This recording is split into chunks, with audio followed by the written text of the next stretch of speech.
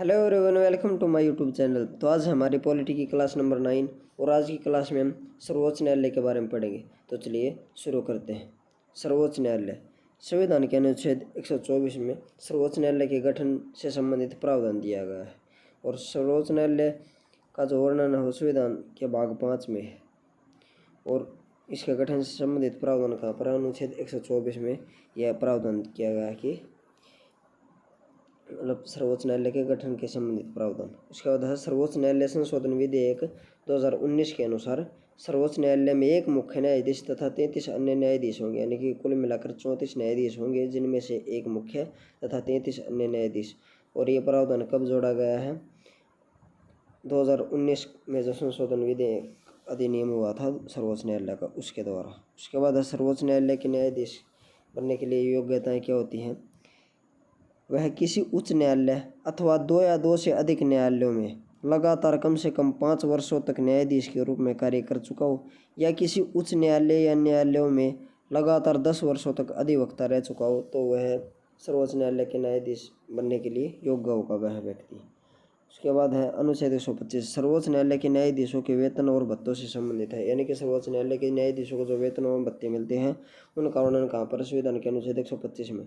सर्वोच्च न्यायालय के मुख्य न्यायाधीश को 2,80,000 रुपये प्रतिमाह और अन्य न्यायाधीशों को 2.5 लाख रुपये प्रतिमाह वेतन मिलता है।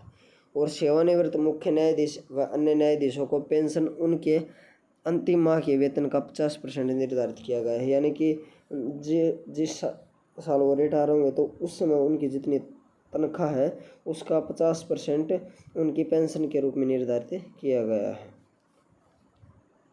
उसके बाद है अनुच्छेद 124 सब क्लोज 4 न्यायाधीशों को कार्यकाल से पूर्व हटाने का प्रावधान दिया गया है इसमें। उसके बाद अनुच्छेद 126 कार्यकारी मुख्य न्यायाधीश की नियुक्ति का प्रावधान। तो कार्यकारी मुख्य न्यायाधीश की नियुक्ति का प्रावधान कौन से अनुच्छेद में है? अनुच्छेद 126। उसके बाद अनुच्छेद 127 तदर्थ न्यायाधीश की नियुक्ति का प्रावधान। तदर्थ न्यायाधीश की नियुक्ति का प्रावधान कौन से अनुच्छेद में है? अनुच्छेद 127 में। उसके बाद है कार्य एवं शक्तियाँ। तो सर्वोच्च न्यायालय के जो कार्य और शक्तियाँ हैं उसमें है अनुच्छेद 129। यह सर्वोच्च न्यायालय को एक अभिलेख न्यायालय का स्थान प्रदान करता है। इसका मतलब है कि न्यायालय के सभी निर्णयों को रिकॉर्ड या अभिलेख के रूप में सुरक्षित रखा जाता है। उसके बाद अनुच्छेद 131 सर्वोच्च न्यायालय के मूल या आरंभिक क्षेत्राधिकार से संबंधित है यह। तो सर्वोच्च न्यायालय के मूल या आरंभिक क्षेत्राधिकार से संबंधित कौन सा अनुच्छेद है? अनुच्छेद 131। इसमें एक या एक से अधिक राज्यों या एक राज्य व राज्यों के या भारत सरकार के मध्य कोई विवाद हो तो उसका फैसला सुप्रीम कोर्ट करेगा, ये प्रावधान दिया गया है इसके अंदर। उसके बाद है अनुच्छेद 132 के अनुसार अपीलीय क्षेत्राधिकार का जो अपीलीय क्षेत्राधिकार का वर्णन किया गया है अनुच्छेद 132 में। सर्वोच्च न्यायालय के अपीलीय क्षेत्राधिकार के बारे में इसमें प्रावधान दिया गया है। उसके बाद अनुच्छेद 133 दीवानी मामलों में अपील का अधिकार सर्वोच्च न्यायालय में किया जा सकता है अनुच्छेद 133 के तहत। उसके बाद अनुच्छेद 134 सर्वोच्च न्यायालय को आपराधिक मामलों में अपीलीय क्षेत्राधिकार का प्रदान करता है, यह है अनुच्छेद 134। इसके तहत उच्च न्यायालय द्वारा दी गई सजा और बरी होने के फैसले को पलटने या मृत्युदंड के मामलों में सर्वोच्च न्यायालय में अपील की जा सकती है। तो उच्च न्यायालय ने जो कोई सजा दी हो या कोई बरी होने का फैसला को पलटने या मृत्युदंड के मामले में जो अपील की जाती है वो सर्वोच्च न्यायालय में की जाती है। इसका प्रावधान कहाँ पर है? अनुच्छेद 134 में। उसके बाद अनुच्छेद 135 सर्वोच्च न्यायालय को यह अधिकार देता है अनुच्छेद कि वह संविधान लागू होने से पहले के कानूनों के तहत संघीय न्यायालय की शक्तियों और क्षेत्राधिकार का प्रयोग कर सकता है, यानी कि जो पहले फेडरल कोर्ट होते थे हमारे, इनसे पहले जब हमको हमारा देश आज़ाद नहीं होता था तो उनकी शक्तियों का प्रयोग करने की शक्ति देता सर्वोच्च न्यायालय को अनुच्छेद 135। उसके बाद अनुच्छेद 136 विशेष अपील का अधिकार इसमें दिया गया है। तो विशेष अपील का अधिकार कौन से अनुच्छेद में देगा? अनुच्छेद 136 में। उसके बाद अनुच्छेद 137 न्याय की पुनरावलोकन की शक्ति।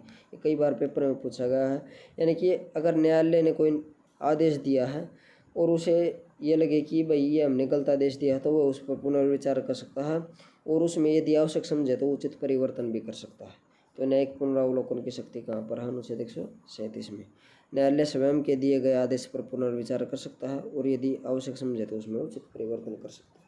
उसके बाद है, ये भी पेपर में कई बार पूछा गया भाई, अनुच्छेद 141 सुप्रीम कोर्ट के सभी निर्णय संपूर्ण भारत में मान्य होंगे, ऐसा वर्णन कहाँ पर है? अनुच्छेद 141 में हमारे कॉन्स्टिट्यूशन के।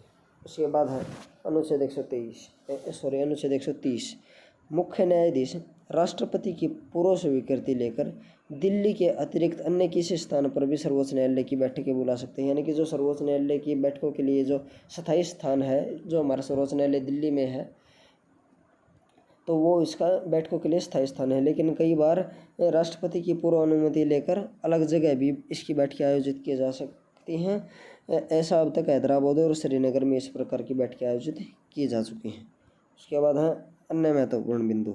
तो सबसे अधिक समय तक सर्वोच्च न्यायालय में मुख्य न्यायाधीश के पद पर रहने वाले न्यायाधीश थे यशवंत विष्णु चंद्रचूड़। ये 2696 दिन तक मुख्य न्यायाधीश के पद पर रहे थे। और सबसे कम समय तक न्यायाधीश के पद पर रहने वाले व्यक्ति थे कमल नारायण सिंह, ये 17 दिन तक रहे थे। उसके बाद है, जब भारतीय न्याय पद्धति में लोकहित मुकदमा यानी कि PIL पब्लिक इंटरेस्ट लिटिगेशन लाया गया, तब भारत के मुख्य न्यायमूर्ति यानी कि मुख्य न्यायाधीश सर्वोच्च न्यायालय में PN भगवती थे।